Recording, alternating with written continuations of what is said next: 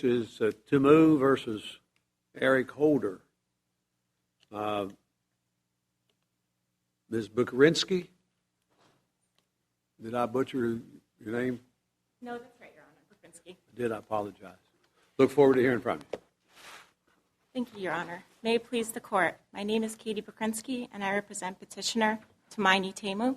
I'd like to reserve 7 minutes for rebuttal, please, which my colleague, Mr. Tom Tynan, will deliver. Your Honors, we ask you today to reverse the BIA and the IJ's erroneous holding that Mr. Temu failed to prove that he was persecuted on account of his membership in a particular social group, that group being bipolar individuals in Tanzania who exhibit erratic behavior. The facts in this case are not contested. They were all found by the immigration judge and credited and affirmed by the BIA. And in fact, the petitioner's brief and the respondent's brief read the same factually. But the government in this case, as a preliminary matter, says that you failed to exhaust your administrative remedies. Yes, Your Honor. What's your response? Because that's jurisdictional. Yes, Your Honor. They say that we have not exhausted our administrative remedies as far as arguing the particularity and social visibility, the applicability of the particularity and social visibility elements.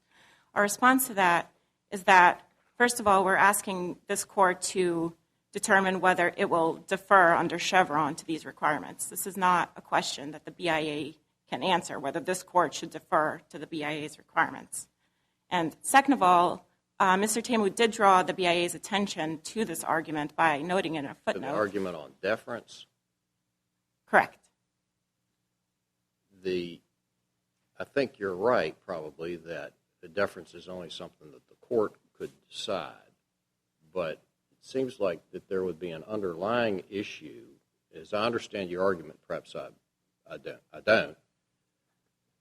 You challenged the board's application, not just to the facts of your case, to this 3-part test, but you say they should go back to the Acosta rule and not the 3-part rule.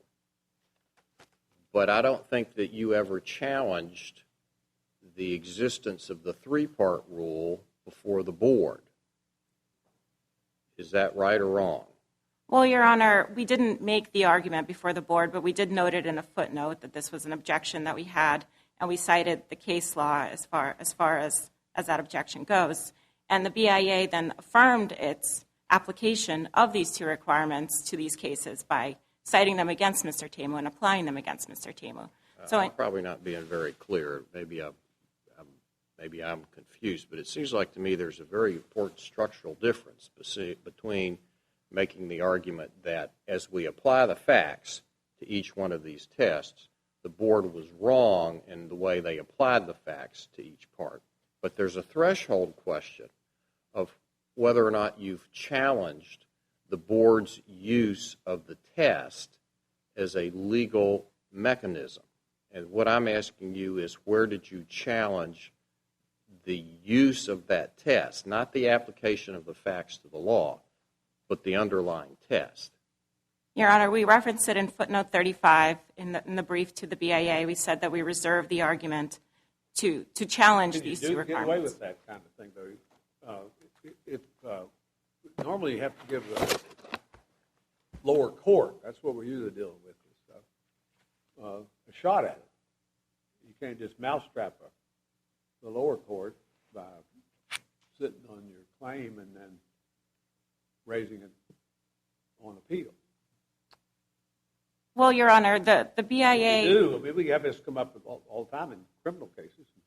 And when they do that, we have to review it for what we call plain error, which is a more stringent standard. But you stuck a footnote in and said you disagreed with something, but you really didn't argue it beyond that. Well, Your Honor... Is that giving the agency a fair shot at it? Or are you obliged to give them a fair shot at it? Well, we believe that any further argument at the BIA would have been futile because the BIA has repeatedly applied these requirements in every case that they've heard since 2006. In fact, they applied them in this case as well against Mr. Temu. So we believe that it would have been futile to argue any further to the BIA that they should reverse their own requirements when they've established. Does a futility analysis apply, though, when it's a statutory requirement as opposed to a judicially created exhaustion requirement? I thought if there was a statutory exhaustion requirement, there was not a futility except I may be wrong about that. Well, this very similar situation actually came up in the Valdivieso-Galdames case in the Third Circuit, which we do cite in our brief, but we don't discuss for the specific issue.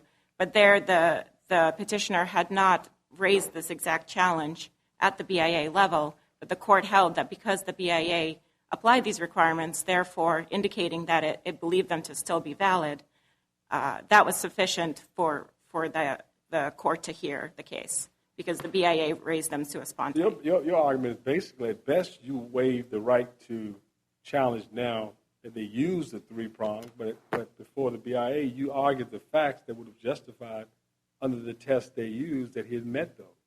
Yes, Your Honor, and in fact, that is still our argument, that he does in fact meet each element of that test. And in fact, if you haven't put that evidence before them, it is before them, and they ruled against you using that three-prong test, and you appealed it. So therefore, there's no jurisdictional problem in that regard. Correct. But it might be if we were saying you can't challenge that they used three, but you certainly didn't weigh the fact that that's the analysis they gave to the facts that you presented before them. Correct, Your Honor. You say you win anyway. Right, exactly. Because Mr. Temu does satisfy each element of the test, particularity, immutability, and social visibility. And just to take each of those in turn, immutability requires... Last question on this point. Sure. As I understand your brief, you argue on brief, not just applicability of the facts to the test. You say the test is wrong. Yes, Your Honor. But you never told the BIA that. Well, Your Honor, we did note it in a footnote. We believe that further argument would have been futile before the BIA. We did note in the footnote that the test was wrong and that we objected to it. You said it shouldn't be afforded Chevron deference. Correct. I've just reread it. I don't see anything in that footnote that talks about the test is wrong. Well, correct, Your Honor, and it's for this court to decide whether it will defer to that test or not. But even if the court does not choose to address that point, we believe that we still win on the facts here. Mr. Temu's condition of bipolar disorder is immutable. It's an incurable mental illness. He cannot control it. He cannot control the symptoms of it. In fact, the immigration judge found that if he were returned to Tanzania, he would not have access to medication that would be needed to control the symptoms, so he would not be able to control them. But if he takes the medication, the symptoms are controlled. The evidence is that the symptoms are controlled to some extent, but he could still exhibit these symptoms. But the IJ made a specific finding that he would not have that medication if he went to Tanzania. And in fact, that was part of the underlying basis why she granted him Convention Against Torture protection, because she found necessarily if he were returned to Tanzania, he would exhibit the symptoms and he would be persecuted and tortured. Secondly, as far as the particularity requirement, that requires that the group that Mr. Temu proposed have discrete boundaries and be viewed as a discrete group in society. We've proposed a group of bipolar individuals, which is a medical diagnosis. It's very firm. It's very easy to tell who is in the group and who is not in the group. I thought your group was bipolar individuals who exhibit erratic behavior, which is different from a group of just bipolar individuals. Correct, Your Honor. It's actually more particular, more specific, because it's not any bipolar individuals who have any variety of that disease. It's bipolar individuals who manifest in this way that is visible and recognizable in Tanzanian society. And the evidence is that Tanzanians do see it as a particular class. They see it as what they call mwenda wazimu, which means possessed by demons. And so it's actually a more particular group than if we had just defined it as bipolar individuals. And that leads into the social visibility element, which requires that the group be viewed as a group in Tanzanian society, or alternatively, as if the members are viewed individually or can be observed individually as members of that group. And whichever way you look at this case, Mr. Temu satisfies those requirements. The group itself is identified by this slur, mwenda wazimu. These people are viewed as less than human. They're viewed as possessed by demons. They're very visible in society, and Mr. Temu himself is very visible in society, as is evidenced by the fact that he's repeatedly identified as being mentally ill and then is punished for it. And in fact, the immigration judge made that finding when she granted him cat protection, that he was persecuted because he was mentally ill. And she let him file late papers because he was mentally ill. Is that right? Exactly, Your He was Honor. out of time on something? On his Exactly, Your petition? Honor. He did not file She within the... recognized he was mentally ill. Did she describe it any further than what in detail when she let him file his papers out of time? Excuse me, Your Honor? Well, she let him file some papers that Correct, were Your Honor. late because she said he was mentally ill. What kind of a mental illness did she recognize he had? This one, bipolar disease? She did find that he has bipolar disorder and that this is the reason that he was unable to file his asylum application in a timely manner. And she excused it because he was mentally ill. And then, in Did he addition, not have a lawyer back then? I don't believe he had a lawyer Well, he at was- that time.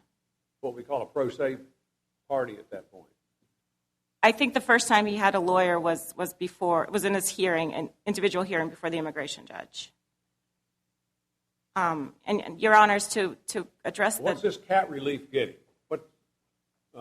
He got relief under the Convention Against Torture, which means we can't send him, the United States government can't send him back to Tanzania, correct? Yes, Your Honor. Till when? Well, the standard is that we can't send him back unless there's evidence that he would not be tortured anymore in Tanzania. So the country conditions have to change. Correct. If they stay as long as they stay this way, he cannot be removed to Tanzania. He cannot be removed unless country conditions and that differs change. from asylum, which you want, to what extent? You want, what would asylum get him? Right. Your Honor, if he was granted asylum, he would be able to stay here as a permanent resident, eventually become a citizen. He would have employment authorization permanently. Right now, he has to renew it every year, which is very difficult for him So because of his mental he's illness. living in the United States and he's functioning. He's not hospitalized or anything right now, right? I believe right now he's taking medication. He has medication that So he he's can not in take hospital. here. He's not in the hospital, Your Honor. Does he work? He tries to work, though it's difficult because of his mental illness and also because of his employment authorization, which he has to renew every year. That's one of the conditions of just having withholding as opposed to asylum. He's never allowed to leave the country. If he leaves the country, he will not be able to come back. That's also different from asylum regulations. And he doesn't have the permanency that he would have with asylum. He could be sent back. All that has to happen is that the government has to find that he would not be tortured. They don't even have to find that he would not be persecuted. You've got a partial victory in the underlying proceeding. Yes, Your Honor. And in fact, the facts... Most of the cases we come up here, they don't get anything. I mean, they've lost on all three efforts. So your man got something. Yes, Your Honor, and we were happy that he got that protection that he did, but we think that the facts that underlied that decision should have awarded him asylum because the immigration judge granted him that protection because she found that he was discriminated against because he was mentally ill. And that finding is one that she denied him on the asylum claim. We think it's the exact same factual finding. Under those two is very different. Correct, Your Honor. She did not have to find, for purposes of the cat, that he was discriminated against because he was mentally ill. But the fact that she did make that factual finding, it's in the record. She found that he was tortured because he was mentally ill and that other mentally ill people were also tortured because of that same condition. They were treated worse than other people. So while that's not a requirement of the cat, she did in fact make that finding, and we think that that is binding on her decision as to nexus. The finding is to your favor, isn't it? Normally we say that if you couldn't meet the standards of withholding, then it's even harder for cat, isn't it? Correct, Your Honor. So I don't know why you didn't say that to Judge Agee's question. Yeah, it helps you. Exactly. It does help us. Right. I believe my time is up, Your Honor, so if there's no further questions. You have Thank some time reserved for your colleague there. Yes, we should have 7 minutes reserved. Thank you. Mr. Shea? Good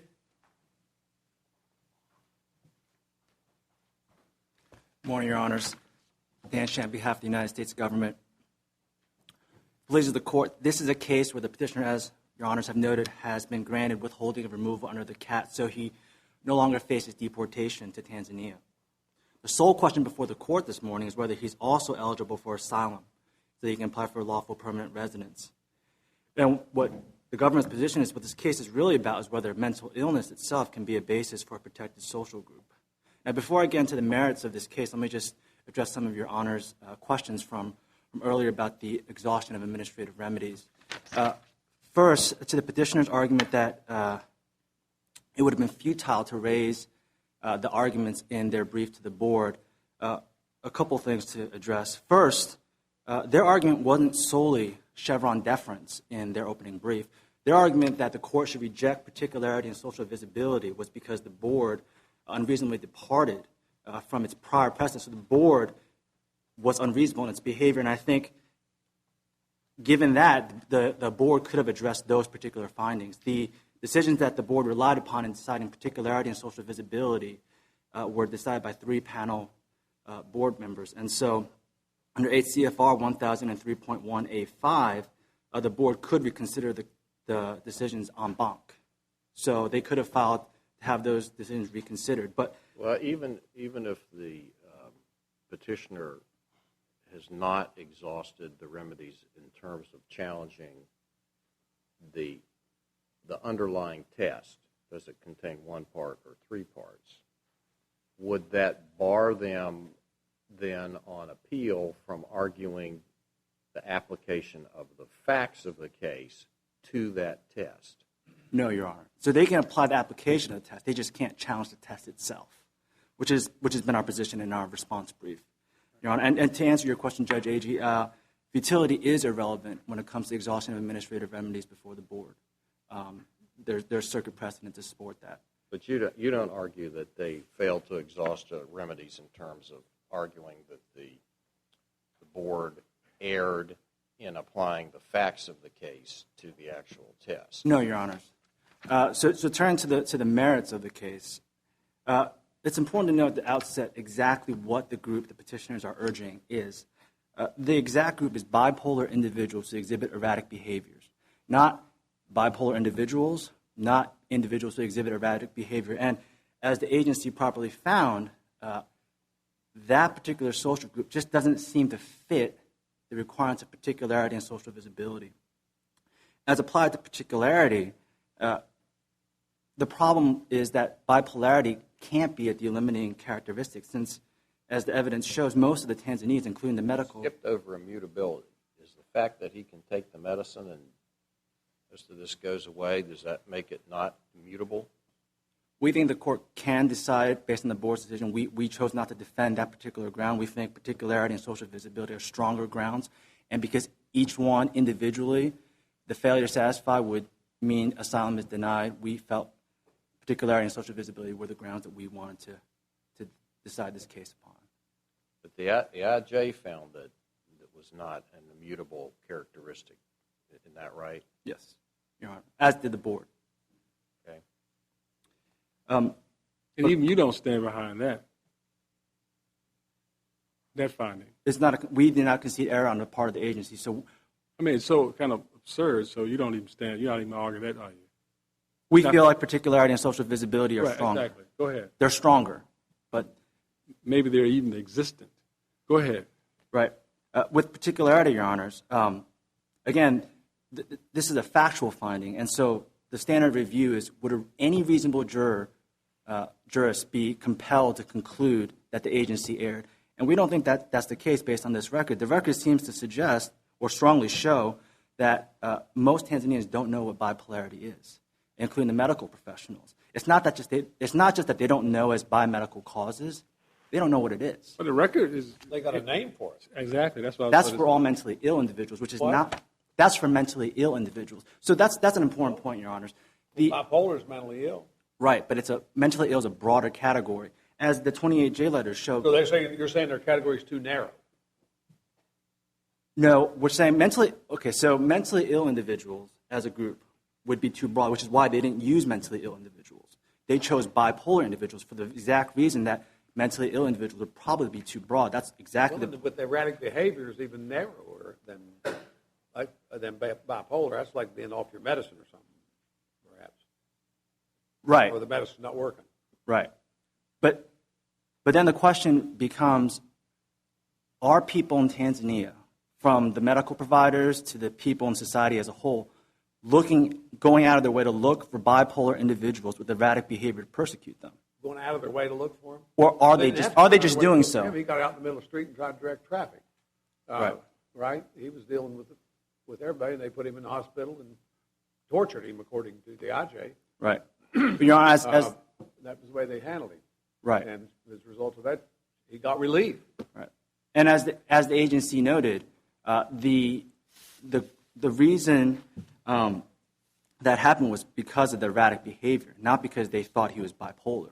The erratic behavior could have been caused by any number of causes, which is the finding made by the IJ as well. Going back to your CAT question, Your Honors, CAT is in some ways a narrow form of relief because the persecution has to be more severe than asylum. That's true. And so often what happens is an alien who can show CAT can show asylum. But asylum and withholding of removal in general are narrower in some ways because they're limited to a specific ground. So there's only 5 grounds asylum is offered under, whereas CAT can be for any reason that the government allows torture to happen in their country. So that's the difference between why the IJ was able to properly find that he was tortured because he was mentally ill. But what is it that the Attorney General doesn't want this man to have while he's here under the protection of the CAT claim? What is it about asylum that they want to withhold from him? What does that benefit the country for him to be here? It's not so much about this particular petitioner, Your Honor. Mm-hmm. It's about protected social group as a category for asylum availability. So this in some ways is a tough case, and so I think It's a tough case on the social group issue. I think it's a sympathetic emotional case, Your Honor. Sympathetic, emotional. And if you go through the circuit courts, there's no court that's ever held that a mental illness can constitute a protected social group. I think it's a fairly We've found some particular social groups here the last couple of years and granted asylum protection, right? right, Your Honor. Right here. Creston Velardes, I think is There was one about those people that were a group that was potential victims of gang violence down there in Central America. right. It was Creston Velardes, and I believe in that case the court held that a family member who testifies in open court against gang members can be found to have a protected social group, Your Honor. But going back to Judge Gregory's question, it's not about any particular alien. It's about the class itself. The other classes, religion, gender, race, religion, seem to be more clearly defined in terms of who would fall in and fall out of that group. Protected social group can just about be applied to anybody if you define your group carefully enough. And so the government has urged the court to follow the board's carefully defined test to keep the group so that it seems to fall within the intent of the INA to offer asylum protection to a limited class of individuals. That's what you wanted us to do in that MI-13 case. Excuse me, Your Honor? Okay? That's what you wanted us to do. You resisted what we did in that MI-13 case, the witnesses. Correct, Your Honor.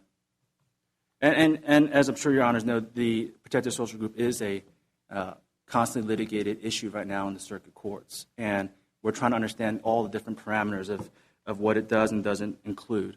And so if we were to apply the test to all mentally ill individuals, or all mentally individuals who exhibit erratic behavior, which seems to be really what the petitioner's group is. They say that's not what they're asking for. Right, they're asking for bipolar individuals, and that's a factual finding. And what we would urge the court to adopt is the fact that the agency properly found no one knows what bipolar disorder is. So What do you know one knows? It's an established DSM-3 diagnosis of a mental disorder. no one in Tanzania knows what it is. How do you know that? They don't have physicians there? That's the testimony in the record, Your Honor. Testimony? Dr. Middow and Dr. Adams, they all Testimony is that the way to treat him is to tie him down for days at a time and to beat him. That's the way they treat him.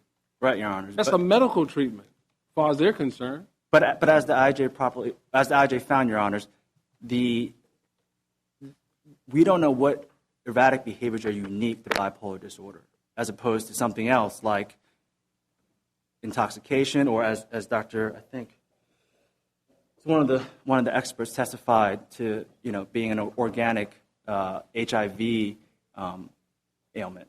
It could be any number of things, and there's nothing in the record that suggests which erratic behaviors are unique to bipolar disorder, as opposed to just mental illness in general. Right, but the point is that I think that it speaks about the immigration, the aspect of the Attorney General, is of what does our country represent in terms of whether we're going to protect people who are being treated, obviously, like maybe this country used to treat people too, and put electroshocks and lobotomies and things like that, or dip them in water because they were Salem witch trials and things like that. Yes, Your Honor, and we are protecting him. So withholding removal under the CAT is it goes back to you're protecting him, but why should he be withheld the other thing, more fuller life to recover? Because we want him to recover and to be productive while he's here and do all those things that we cherish, as well as being freedom. Because again, it goes back to the definition of protected social group, Your Honor. Right. Goes back to what? The definition of a protected social group. We just can't. And he needs our protection, and that's certified because you gave him protection. And the question is, why should we withhold asylum in this case? Because asylum is limited to 5 protected grounds, Your Honor. It's not available to anyone who has been persecuted in his home country. Exactly, not anyone. It has to be particularized. And here the particularization is bipolar disorder that acts out their active, not just ideation, but active behavior. And that's the category. Right. And I think the important thing also to note, Your Honor, is this is a factual finding, correct? That the people in Tanzania are persecuted because of his erratic behavior, not because he's bipolar. So if it's a factual finding, it's not just a de novo review of whether or not they're persecuting him because he's bipolar. It's whether or not the evidence is supported by substantial evidence. And is there any evidence that he doesn't have bipolar disorder? No, there's no evidence that he has no. Absolutely. But there's no evidence. The IJ said he did. They let him file his papers late. I believe the IJ said Isn't that right? he was mentally ill, not because he had bipolar. Oh, she just said he was mentally ill? Right. And did she say, what about when granted him asylum? Granted him the cat relief. Was it bipolar? It was because they were torturing him because he was mentally ill. I read the IJ's decision very clearly. Bipolar is the only evidence that of what his problem was. Right. But It was uncontradicted. But the distinguishing characteristic of him is the erratic behavior. And don't you have to be, to get cat, you have to be persecuted for a protected reason, right? So I don't believe. Suppose you're being persecuted because you're a criminal. We wouldn't give it to you, right? We would if you were being tortured by your country. I mean, if you're being, let's say, bread and water alone, we wouldn't. No, but under cat, it has to be torture, Your Honor. So you think solely because he was tortured, no matter what the reason was? Right. Okay. Right. This guy's what, a civil engineer? He's a civil engineer, isn't he, by training? Seems like he has some civil engineer training, but I think from the record But he came in here legally to teach a class or something and then stayed too long? I believe so, Your Honor. But I think from the record it showed that he was doing some type of cleaning in the area. I don't know if he finished his degree or not, but that seems to be what he was studying when he was in Tanzania. Oh, if Your Honors have no further questions, we would ask the court to uphold the agency decision and deny this petition for review. Thank you. Thank you very much, sir. Appreciate it. Mr. Tynan?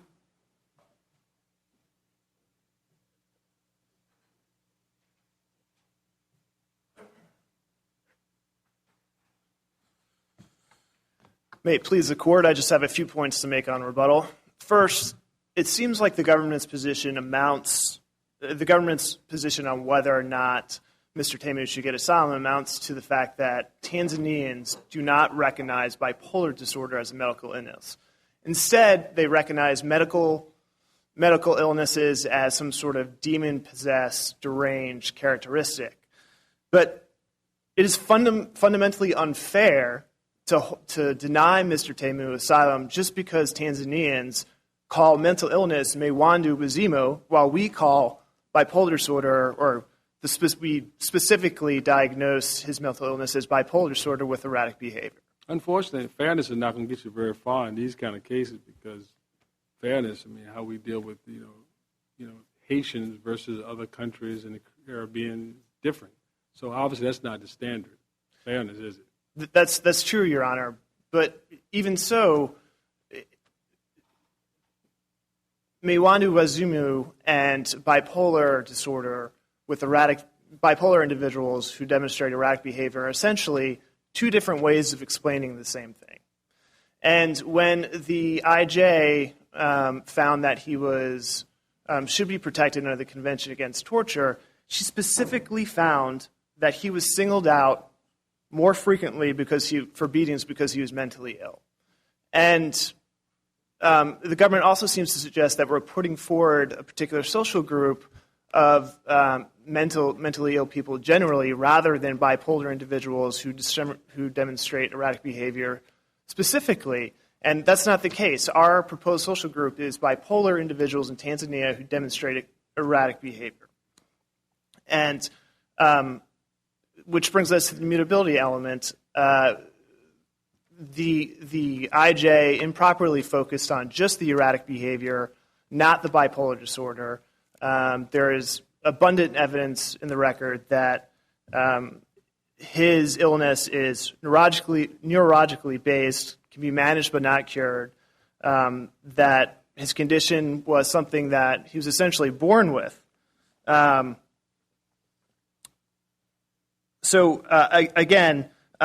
when the IJ found the facts that she did for the convention under the Convention Against Torture, those same facts should have been enough to give him asylum. But that's the danger coming up on rebuttal, because you're here to rebut something. But let me ask you this question. Suppose you had the same facts, same kind of torture occurred, but it remained undistinguished in terms of what his diagnosis is. Wouldn't you have the same claim for Cat? Indistinguished in terms of his mental illness? Yeah, what it is. He has the same, behavior and mental illness, but it's undiagnosed. Wouldn't you have the same Cat claim? Not here, Your Honor, because the IJ specifically said that he was tortured because of his mental illness. Yeah, a mental illness, that's how you got Cat. Correct. But in terms of, for the particularized group for asylum, then it has to be for some reason that we delineate in terms of why that group is targeted, right? So aren't you back to be all mentally ill people? That's the government. Because you hit a rebutted, that's their argument. Correct, Your Honor. And we're not here to say that all mentally ill people are a proposed social group. I know you don't want it that large, but the point, though, is unless you can define that they kind of knew that was the reason for their persecution, you're left to just torture there. Now you're trying for asylum, you have to then establish a particularized group for a targeted reason. Is it family? Is it religion? Is it whatever? That's what the government is saying. How do you connect that with the bipolar when you haven't established that was the reason for the torture? It was just mental illness. Aren't you really, in order to win, you almost have to be broad enough to cover mental illness, and not, even though you're not asking for it beyond bipolar, the structure of your argument is such that you almost have to, because you can't establish there was a particularized reason for the persecution. That's their argument. So what's your rebuttal to that? The answer would be that the evidence in the record shows that the erratic behavior and the symptoms that he displayed are most likely to be the result of bipolar disorder, and that people in Tanzania who recognize individuals as Meiwandu Wazimu, those would most likely be people who had bipolar disorder or a similar disorder, schizophrenia. Okay, you can go ahead. You don't have much time. And on that same point, just a couple last items on that. The BIA, in granted non-precedential cases, has found, for example, bipolar disorder in Peru to be a particular social group. They found Peruvian psychiatric patients with serious and chronic mental illness generally, without any analysis of whether social visibility was required to constitute a particular social group. In another case, they found, again, Peruvians with serious and chronic mental disabilities with no discussion of particularity. Whose So rulings were those? the first one was matter of Moscasco's Is that BIA? BIA, and BIA granted, these are unpublished. unpublished, non-precedential. Yes, correct. And I understand that those decisions are not controlling, but they're still But you're saying they're just speaking out of both sides of their mouth. it speaks to the same issue, Your Honor. Yes. So if Your Honor don't have any other questions, We appreciate it very much. thank you. We'll come down and greet counsel and take a quick break. This honorable court will take a brief recess.